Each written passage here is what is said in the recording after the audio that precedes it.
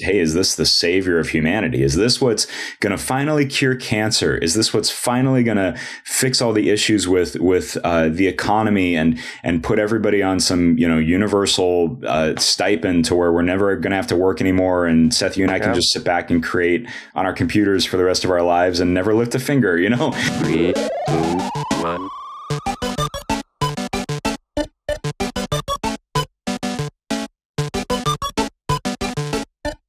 Welcome to Love Machine.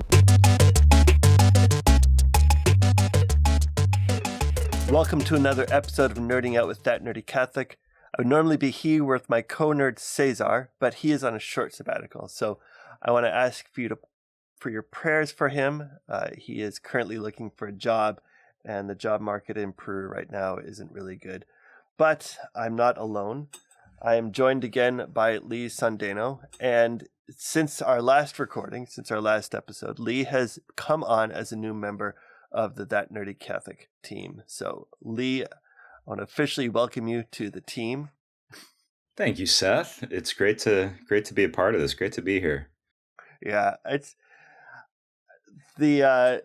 didn't take too long to realize that you would be a good part of the team after the last couple of episodes that we recorded, because you coming from a background of IT, having an IT guy, a programmer, and an engineer is a great combination. But also, it was just clear to me that your nerdy imagination is right in par with me and Cesar, and I think that there's going to be a lot of really interesting conversations we're going to be having. Absolutely. That's what I love about this show, too. It just gives you an outlet for all of those nerds out there, that you really can be a nerd and a Catholic at the same time. Yeah. The reason I like doing these is that there's a lot of fun that we're having with it. Yeah. And we're serious about our faith, but we can also see parallels between a lot of things in science and sci-fi and all those things with where our faith can fit into it. Well, and I think it's fun too. You were just talking about Cesar, just the practical side of things as well. I mean, we've all had IT jobs. We all know what it's like to be looking for work, especially in this day and age when we're talking AI, which is kind of the perfect segue into the encyclical that we're going to be diving into. But it's just neat to meet other people and to be able to discuss these kind of lived experiences that we've had, and how this all can fit into the bigger view of our Catholicism, and how we can inform and help shape the world that we live in in a more appropriate way. There's a lot of secularism in the IT space, that. So just being able to come in with a Catholic point of view is really special. Yeah, so today we're going to be jumping into a deeper look into Magnificat Humanitas. And today we're going to be looking at the introduction. In the next 7 weeks, we're going to be going over every single section of the encyclical. But before we jump into Magnificat Humanitas, I want to remind you, if you go over to thatnerdycatholic.com, you can sign up for our email list and get updates when we put out new episodes. If you go to thatnerdycatholic.com/merch, you can get Nerdy Catholic swag, t-shirts, mugs, and prints to show the world that you can be a nerd and a Catholic at the same time. And you can go to thatnerdycatholic.com/support to help support us financially. Our expenses here at That Nerdy Catholic have gone up, and any financial support you can give us would be greatly appreciated. You can send a one-off tip or join as a monthly supporter. And as I said earlier, Cesar is looking for a job right now. So any financial support, especially if we can get some support to him while he's looking for a job, would be really helpful. Yeah, so today we're looking at the introduction. And one of the things I was thinking about as I was preparing for this episode is this phrase that is used by St. Augustine, ever ancient, ever new. And the quote that it comes from is, he says, "Late have I loved you, O beauty, ever ancient, ever new, late have I loved you." And so he's talking about God, that God is ever ancient, ever new. God is eternal, but he is always working in new ways in the world. And it made me think about that, because this encyclical, popes have been writing encyclicals for a long time. And every time a new encyclical comes out, it is pulling from the ancient wisdom of the church, but it is also coming up with a new look at how those teachings, that wisdom is to be used in the world today, because the world is always changing. Yeah. And I love that too. I think Pope Leo gets into it when we get into the introduction, just kind of this parallel of rerum novarum, which of course is kind of this idea of new things and being able to approach the world with this new sort of idea. I talked a couple of months ago about rerum novarum, just the Industrial Revolution, with another group of folks, and we talked about how really the new things can almost translate to revolution. It's a revolution on top of a revolution. So you've got this new approach to thinking and looking at things, and we're seeing that play out a little bit with Pope Leo. I think he calls it res nove, which he doesn't ever technically define. He defines new things as rerum novarum, but we're talking about the res nove, the new thing of our time, right? Which is not this industrial revolution anymore, but this is a revolution of kind of the digital age, the knowledge worker age, and then moving beyond into AI. So I love that quote, because I think that really kind of speaks to our history, to make sure that, like you said, the dignity of every person is safeguarded, and justice is promoted. It's beautiful. Yeah. So the first quote that I wanted to read is from the first paragraph. Each generation inherits the task of shaping its own era, of guiding history to become a place where the dignity of every person is safeguarded, justice is promoted, and fraternity is made possible. Yet every era also runs the risk of creating an inhuman and more unjust world. This starts from looking at the responsibility that each person has in building a world that is closer to the city of God. And I think it's important here to say that what the church says about this idea of building the city of God on earth, the church doesn't take the stance that it is all up to humans to create the city of God. It's not like we are, from the sweat of our brow, are able to build a city of God. But the church also doesn't have the stance that we're just sitting here waiting for God to work.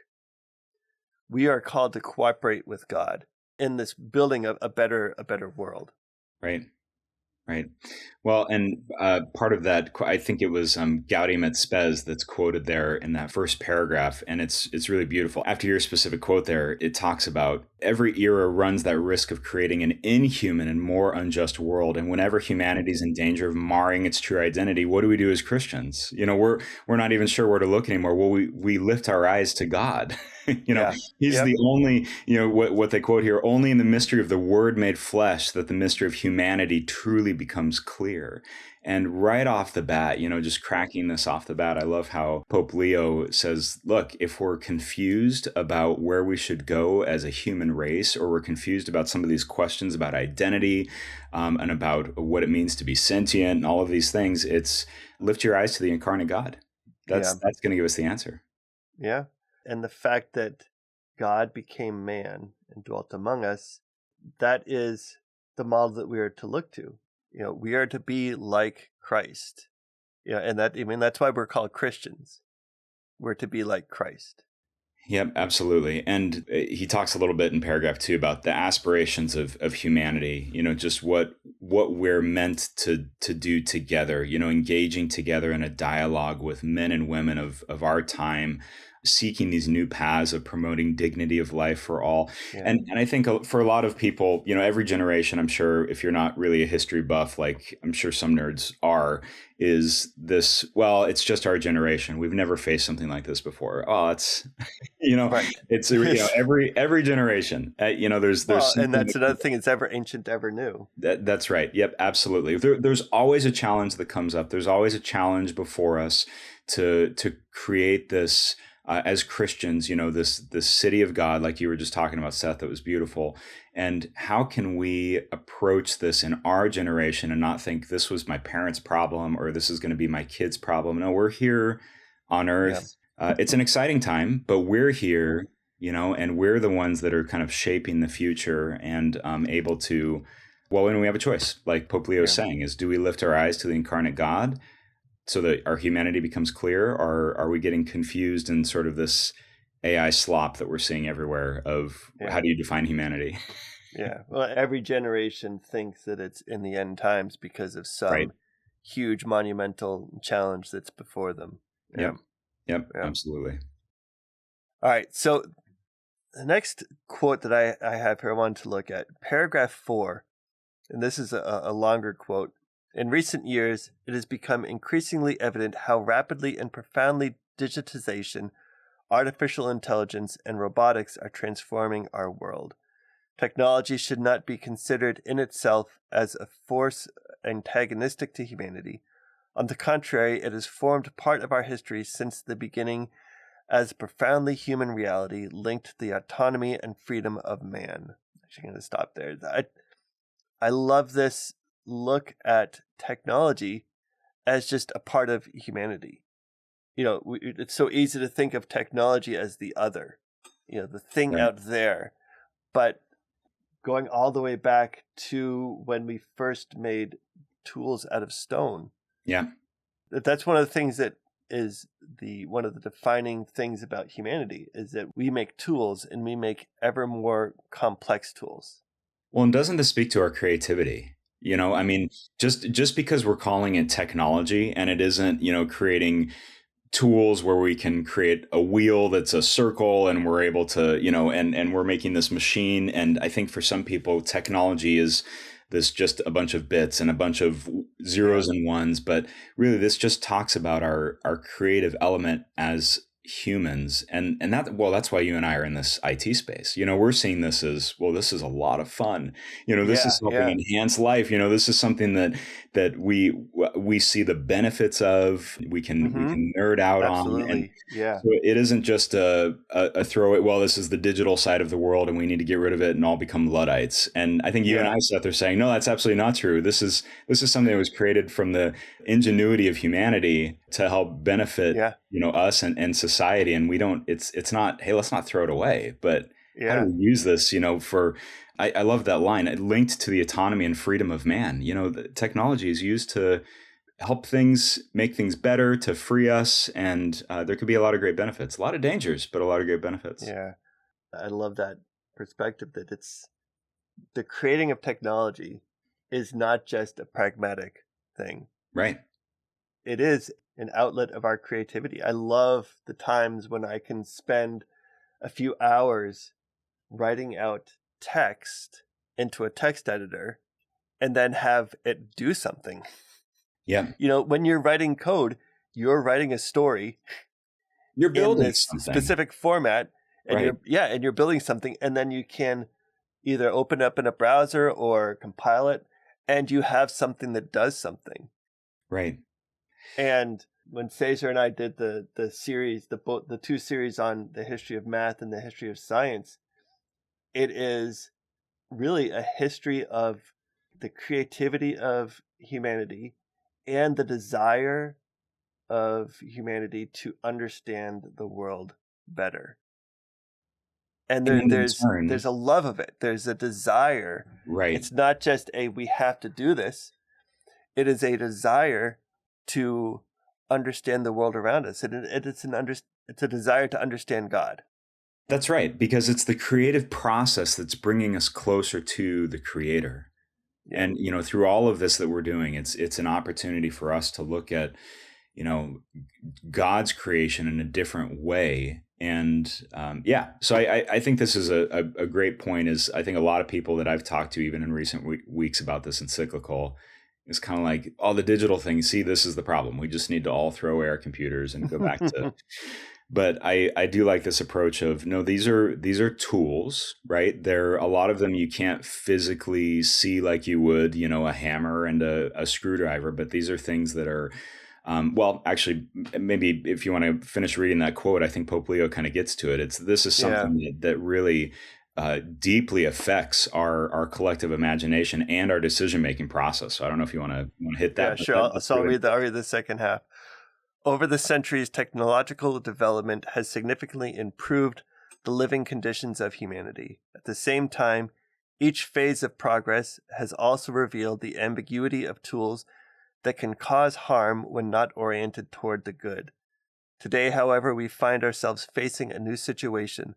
The power and prevalence of emerging technologies are interwoven into the fabric of daily life, shaping decision-making processes and deeply affecting the collective imagination. Never has humanity had such power over itself. I want to note something really quick here, that just the personification that's happened in the second part of the paragraph, where Pope Leo is giving he's giving power to technology. Mm-hmm. And he's using that specific word twice, right? So this isn't like, well, I'll go back to just the rudimentary tools. This isn't like, well, we created this hammer and look at the power the hammer has. Well, it's more of an efficiency there. Right. We're talking about almost a completely different level, Seth, at this point. This isn't a rudimentary tool. This is something that is even personified as, it's got a power to it. It's able to shape lives. And so the responsibility level, look, with great power comes great responsibility. Yeah, of course. Right. So once right when I read that in this encyclical, I was thinking, oh, he said it right there. With great power, wait, are you saying Pope Leo is Spider-Man? I think he was maybe, I feel like he was inspired by Stan Lee a little bit in this paragraph. Yeah. Yeah, and you think about the power that the internet has had. And the internet is passive. But the fact that since the creation of the internet, and especially the last 25 years, with the growth of all these businesses that are based solely on the internet. Yep. And now you have something that's akin to that, and yet it is also more active than the internet. And my kids are 11 and 13, and they're growing up in a world where you need to know about the internet to do any sort of work. Yeah. My younger daughter, well, she has said a number of times, like, well, just ask Google. Google knows it. And I would say, all right, Google doesn't know anything. But right. the personification that she gives to things like Google, it's like, well, Google knows everything. Just ask Google. Yeah, just Google it. Right. Yeah. Well, the platform that the internet has given everyone to. So there's that as well. There's this creative energy that has been taking place since the dawn of humanity, right? And we're constantly building, we're constantly reiterating. We're the great cities. We're going to talk a little bit about a wall even around Jerusalem here in a little bit. But there's these things that humanity's building that are good. They're just really good. I think the difference with technology, though, is you've given everybody, like you just said with the internet, everyone's got a presence, everyone's got a platform. And now, the knowledge side of humanity, we've become more and more connected over the last even decade, which is something that is absolutely, I would say, well, it's just never happened in the history of humanity before. And the dawn of the internet, and running cables across the ocean, and we've got this, almost speed of light type of transmission that we're going back and forth between countries. I mean, that's never happened before. So we've got a closer tie as humans, as cultures, and that can be really good, and it can also be really challenging. Right. Well, and you also have the ability to start a business with very little. That's right. And have a much greater reach to customers, to clients, to listeners. The fact that we can be putting out this podcast and anyone in the world can listen to it. I'm uploading a new episode today, and the fact that I can spend 10 minutes uploading an episode to the internet, and then within a few minutes after that, anyone in the world can access it. It's incredible. Right. It's something also, the economy of the things. I was just having this conversation with a friend of mine. We were kind of geeking out about some old business books that we used to read, 7 Habits of Highly Effective People and things like that. And, there's this idea of the law of the harvest, right? That's something that always colored everything that humans did. And you could even take it to the business world, and at least back in the 90s, and everything else, of this idea of the law of the harvest. What you plant and what you seed is what you'll reap and what you'll grow. And with the internet, we don't have that same law of the harvest. You're saying, hey, I can start a business today. Within 30 seconds, if I've got something that people want, I can start making a ton of money Yeah. and retire in the next 5 years, if I happen to hit something that people are really interested in. So this whole idea of planting, and letting grow and cultivating is kind of out the window, which maybe is a fun separate conversation to have. But just the speed of things, I guess, is the point, right? Yeah. The speed at which things are happening. Yeah. And thinking about the shirts and other things that we sell on our website, we use a print on demand service. And so you use a service like that, all you have to do, you create the images and then you upload them, create the product, get it connected to your website. And within an hour, you can have an online store where you're selling physical goods and you haven't done anything to actually make them. Right. It's a great opportunity, but going back to what you're saying, there's so much opportunity, and yet at the same time, you're not as invested if you just put an hour into it. Right. And I love this line of this paragraph that you were reading is the power and prevalence of emerging technologies are interwoven into the fabric of daily life, shaping decision-making processes and deeply affecting our collective imagination. So even our decision-making processes every day, like you're just mentioning, kind of t-shirts on demand and being able to build an e-commerce site and things like that, it's shaping all of our decision-making processes. Yeah. And we're almost...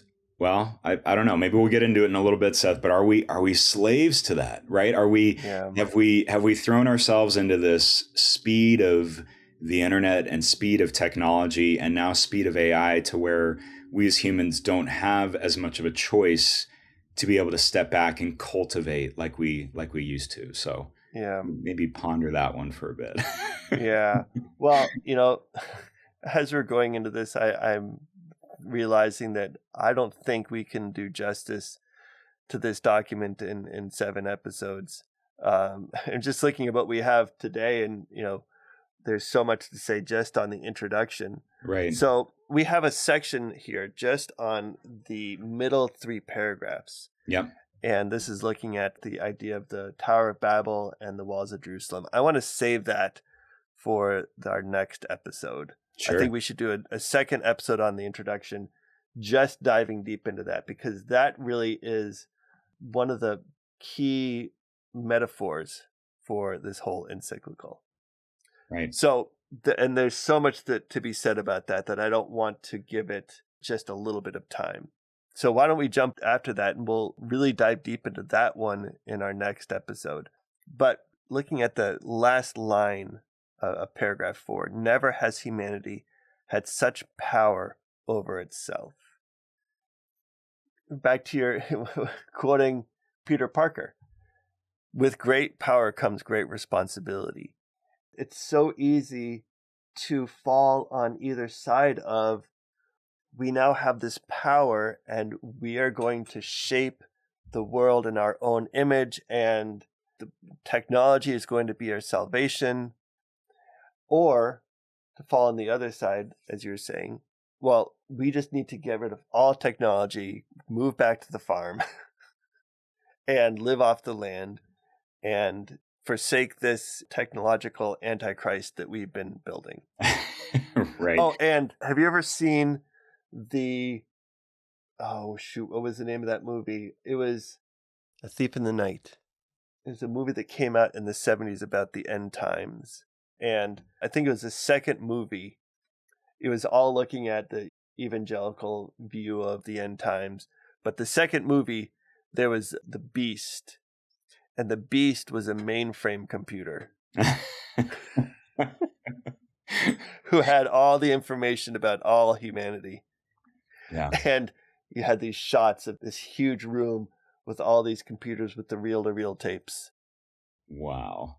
Well, and I think that, the book of Revelation, that a lot of what we're talking about with AI, with knowledge, we just touched a little bit on everybody as a platform. We've connected. We're more closely connected than we ever have been. Does play a little bit into that narrative. If you were to read Revelation like that, of kind of this end times sort of collective, we're waiting for this Antichrist to come and sort of join everybody together and be the savior of the world and all that. And, I have read articles before that have talked about, look, this could be the danger of AI, even if it isn't a person. We're looking at it as this, hey, is this the savior of humanity? Is this what's going to finally cure cancer? Is this what's finally going to fix all the issues with the economy and put everybody on some, universal stipend to where we're never going to have to work anymore? And Seth, you and I can just sit back and create on our computers for the rest of our lives and never lift a finger, So it's this idea of like, oh, we're always looking for a savior. We're always looking for something. In the Industrial Revolution, it was the machines. Before that, it was maybe a king or a country. Now it's AI, and people are constantly looking for the savior. And again, I'll point to that first couple of sentences in this encyclical is and what Pope Leo said. Whenever we're confused about that, looking for a savior of humanity, we as Christians, what do? We lift our eyes up. We look at the true savior. Yeah. I want to go on now to paragraph 5 then, because that really goes into that. A really good tie-in, yeah. Yeah. As Pope Francis warned, we must realistically ask ourselves who holds the power today and how they use it. It must also be recognized that nuclear energy, biotechnology, information technology, knowledge of our own DNA, and many other abilities which we have acquired have given those with the knowledge, and especially the economic resources to use them, an impressive dominance over the whole of humanity and the entire world. In the past, it was largely up to the state to guide and direct innovation. Today, however, the main drivers of development are private, often transnational parties that are endowed with resources and the capacity to intervene that surpass those of many governments. Technological power thus takes on an unprecedented, predominantly private aspect, which makes it even more challenging to discern, govern, and direct such power toward the common good. So, going back to what you were just saying, that we have always had this idea that this next technology will fix all of our problems. Right. As if the technology itself were an entity. Yep. But as this is saying it, and Pope Leo says it in other places as well, we need to look at who is behind the technology. And actually, before we go in and talk about this, I want to read one more quote.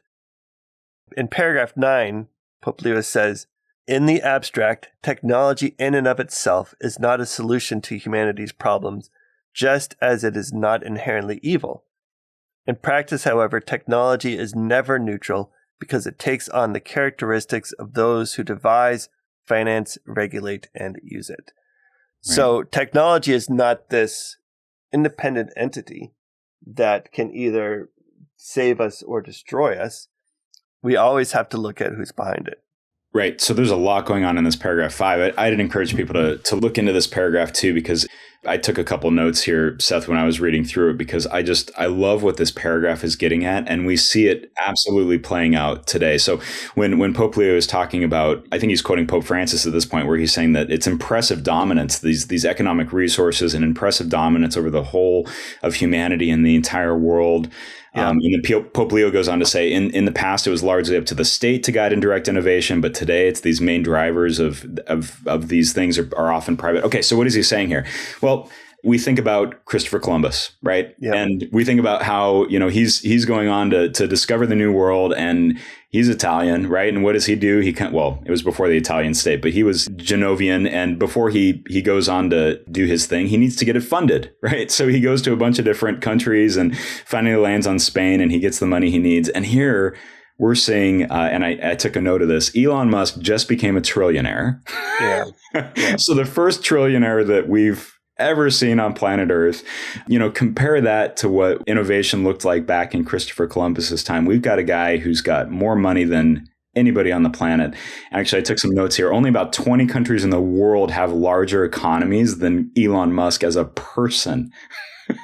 So there's 190 countries that have less, including really dominant countries like Sweden and Norway and Saudi Arabia and some others have less of a GDP than Elon Musk does. Yeah. And, I also want to mention too, not to knock on Elon, because there's a lot of really cool things that he does. I think for any nerd, we're just like, yes, SpaceX. But we look at the war with Ukraine and Russia. singularly, here's a guy who's got a ton of money and a bunch of satellites, and he says, hey, I'm just going to go ahead and give Ukraine internet and just completely shift the narrative of that war. One person, Seth. Yeah. I mean, this is exactly what Pope Leo is saying, is a lot of the main drivers of development are private.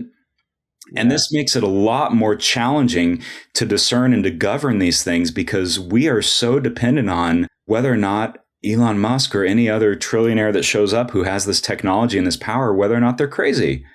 Right. Because they really just hold the world in their hands. Yeah, which is what makes anytime you see Elon Musk jump up on a stage and do something really weird, like, oh no. If it were most people, we'd be like, who cares? That's a weird guy. But when you have that much wealth, and that much power as one person, and that's not an elected official. He has that much power because of his wealth. That's right. And no one said, oh, this is a guy that we really like and we want to be in charge of all this stuff. Right. What not voted in, right? This is just someone that's built his economy around a lot of things that people wanted. We talked about that, being able to start a business pretty quickly, and you find the right thing and all of a sudden you become really rich. And again, there's a lot of brilliant things that are happening out of Elon Musk and, Starlink and Tesla and some of those other things. But just think of Anthropic, right? Just the size and the scale of Anthropic and being able to deal with like the Pentagon a couple of months ago. And I just think when we're saying directing their power, are they, right? So the individuals and the private entities, are they directing their power toward the common good? And maybe the more interesting question is, do we even have a say in it? Would we even be able to do anything about it if, say, Elon or OpenAI or whatever decided that, hey, we don't want to use this for good? Yeah. Which I think is even more interesting. I know we're kind of going off on paragraph 5 here, but I put a couple of quotes of what OpenAI has said recently in some of their documentation, and they sound a lot like Pope Leo, with a key distinction. Pope Leo starts with, lift our eyes toward the incarnate word, toward Christ. That's what's going to define our humanity. OpenAI comes in and they're kind of saying, well, let's just give everyone the power. So they're looking at this kind of power mode that we have and, great responsibility and everything else. And it's like, well, let's just give everyone an AGI. That's going to solve everything. If everyone on Earth had their own personal AGI, then we'll all be equal and we'll all be fine. But just a quote from OpenAI on a document that they put out just recently, they say that future will not happen automatically. Transformative technologies can concentrate power, or they can broaden it. They can make life easier for a few, or they can expand opportunities for many. Our approach, OpenAI's, is rooted in the belief that AI should work for people, helping them pursue their own goals, increasing their capabilities, and distributing the benefits of this technology as widely as possible, which I think is a really interesting stance. You read through the encyclical, they sound a lot like Pope Leo, Seth. Yeah. So at least you've got OpenAI coming out saying, we see the risks, but we also see the rewards in allowing this to be open to everyone or to the benefits of humanity instead of bottling it up with just a few companies or a few trillionaires. Yeah. Well, and they also sound like Richard Stallman and Linus Torvald. The fact that looking at that idea of even calling it OpenAI calls back to the creation of open source software. Right. The fact that this is one thing that's really encouraged me. And Cesar and I looked into this a bit when we were looking at the issues of security around AI, but looking at the open source free software movement. And I would say most people don't know that their life depends on open software every day. The fact that people are going to websites that run on Apache, and an Apache is an open source web server. Yeah. So this idea that someone decides that they want to write a program and they could make millions off of it, or they could share it with the world. And the fact that the model of open source software is you can download the software and use it for free. You can also modify it and use the modified version. You can also redistribute the modified version. That really is putting the power in the hands of everyone. Sure. I would love to put a pin in this conversation too for in the future, just to talk about vibe coding for a little bit. Because, you get on Reddit, and you read these people and they're like, hey guys, I did the world a favor and I created this amazing app and you know what, I'm going to give it to everyone for free. And then you usually see the comments that are like, yeah, and that took you about 30 seconds to build with ChatGPT. I mean, come on, you didn't do anything. Right. So I love what you just said too, of what is truly open software, what is truly, right. and beneficial and maybe even framework software that we're building on top of, right? That's kind of this creative space versus these things that people all of a sudden think like, you're welcome world. I just vibe coded something. And boy, that drives me nuts, Seth. I just cannot. I can't. Well, I'm the next Linus Torvald. No, absolutely. I think that would definitely be a great conversation to have. And I do want to dive deeper at some point into the whole world of open source software. Yeah. But then the question is, can that happen with AI, especially with all of the resources that it needs for training? Is that something? I mean, you would have to have someone like Elon Musk or Sam Altman to say, I've built all of this, and yet I'm going to put it into a public trust for that to happen. That's a great point. There's another quote I put down here from Anthropic, from that pretty interesting sort of open letter that they came out with. And it said, if we get this right, Anthropic, so this is talking about the company, right? If we get this right, AI can become a foundation for greater productivity, creativity, scientific progress, and economic opportunities for the many. And we will achieve our mission to ensure AGI benefits all of humanity.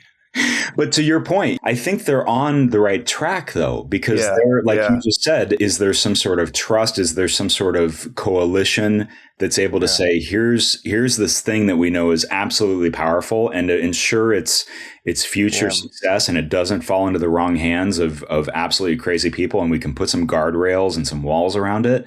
Here's what needs to happen because we know how beneficial this is to humanity. So it's hopeful that not only Pope Leo with this encyclical, but there's other, these large organizations that are also coming out in the same tune and kind of saying, hey, look, we've got an opportunity to get this right. And I would love someone to come out with the idea of what they think is right.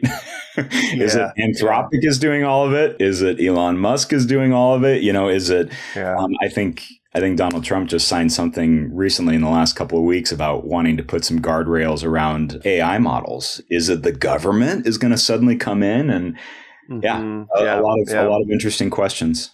Yeah. Well, and the fact that we talked about before that Sam Altman was sitting right next to Pope Leo when he was revealing this encyclical, and that Sam Altman actually looked at him and said, I am glad that the church and that you are doing this, because as the creator of OpenAI, and I know that it's so easy as a nerd to do this when you're really getting into something. You're just thinking about the problem you can solve and how to do it. And it's so easy to go right past the should I be doing it? Yeah. And so the fact that Sam Altman is saying we need the church to be the conscience of the people that are actually doing the work of AI, and is welcoming his, the church's views and guidance. Right. That's a great point. And you just reminded me of something, we're talking in 2026 right now, but remember, Google, they said this back in 1999, it wasn't even the Don't term. Be evil. That's right. Exactly. Do no evil. And it was their motto. It was written on the walls. It was something that they were telling investors constantly. This was built into kind of the DNA of the company is, look, do no evil. That was 27 years ago.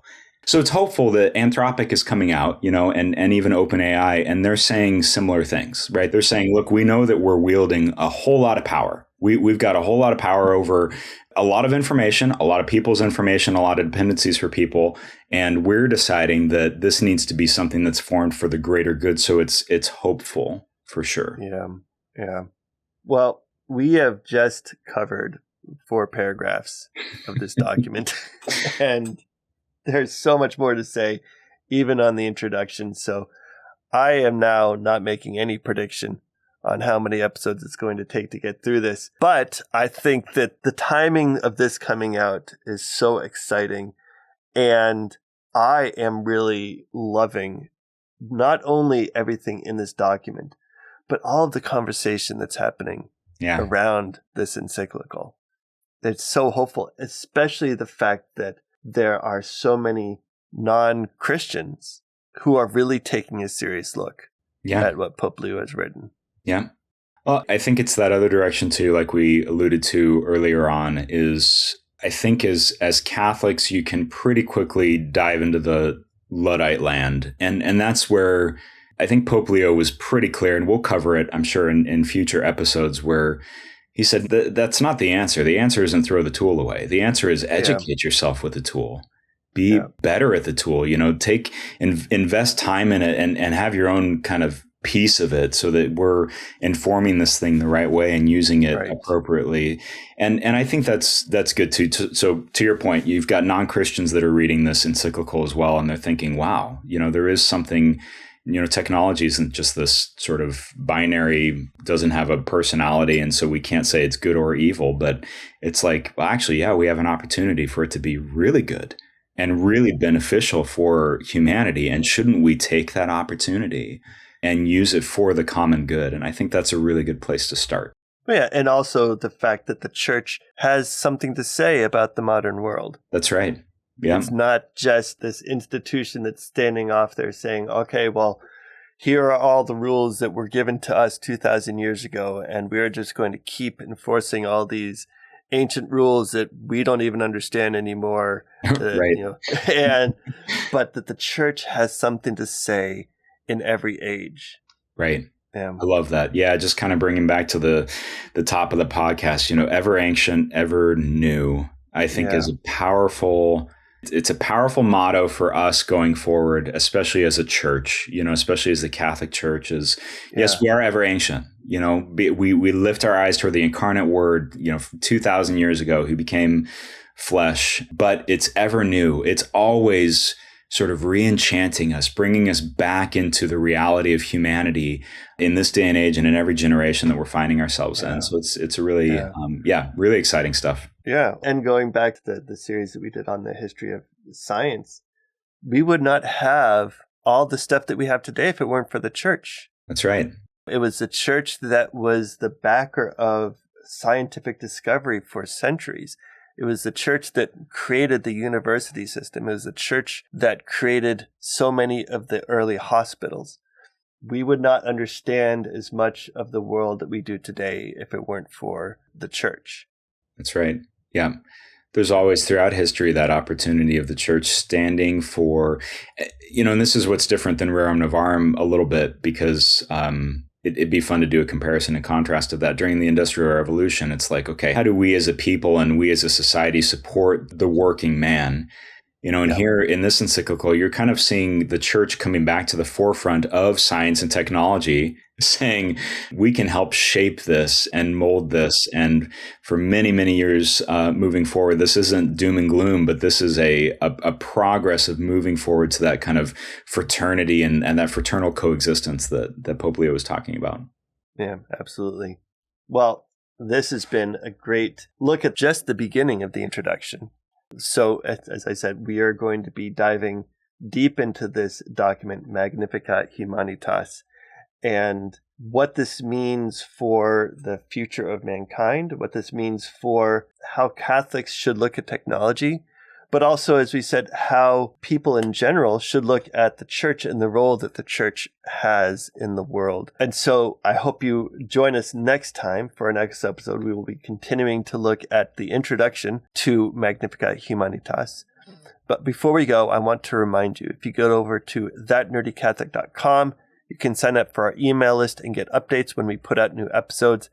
If you go to thatnerdycatholic.com/merch, you can get nerdy Catholic swag, t-shirts, mugs, and prints to show the world that you can be a nerd and a Catholic at the same time. And we actually have some new designs that just went up a few days ago that I have to say, in my humble opinion, are pretty cool. And if you go to thatnerdycatholic.com/support, you can help support us financially. Our expenses here at That Nerdy Catholic have gone up, and any financial support you can give us would be greatly appreciated. You can send a one-off tip or join as a monthly supporter. And as I said before, our brother Cesar is currently looking for a job, and so if we can throw some money toward him in this tough time that he's going through, that would be a great help as well. But I want to thank you for joining us. You guys, all of you are in our prayers. Please pray for us and join us again next time. All right. God bless.